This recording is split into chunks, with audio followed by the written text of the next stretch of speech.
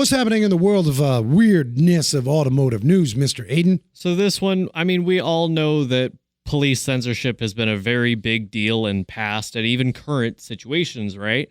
Well, I think cops get, there's good and bad, and then you get these situations. I get it. Of course. Well, Vermont is finding that out the hard way because they've agreed to pay $175,000 to settle a lawsuit filed by a man by the name of Gregory Bombard, who was charged with disorderly conduct after allegedly gesturing at a state trooper, Sergeant J. Riggin, back in 2018. What, he flipped the guy? He flipped the state trooper off. Yes. No, it looks like you put me out and you're going by there. You can't get... Yes. Listen, people, don't middle finger the popo. This dash cam footage provided to NBC5 shows Vermont State Police Trooper Jay Riggin pulling Bombard over for allegedly giving him the middle finger.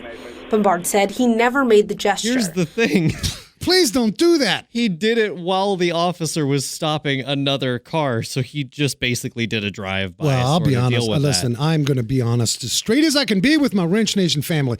You guys know if you're backed up in traffic and you're late to work and you're late to school and you know you got to be somewhere and here's this traffic, by time you get to the point of where you're just getting through, boy, you guys are frustrated. Was it one of them kind of things, or he just randomly... Apparently he was very frustrated because the stop was kind of in the middle of the road-ish type deal.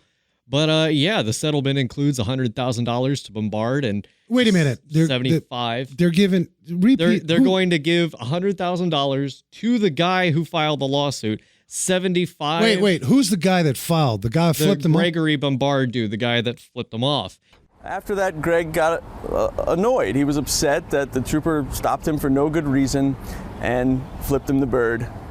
He said he didn't at the stop in court, but so then they're paying him? Yes, they are paying him $100,000 to this dude, and then $75,000 to legal fees to the ACLU. First Amendment doesn't protect only speech that the police like. And we have a right in this country, it's a fundamental constitutional right, to express criticism with the government.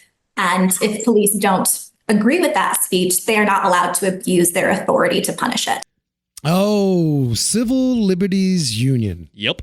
Emphasizing the importance of police respecting free speech rights even when deemed offensive.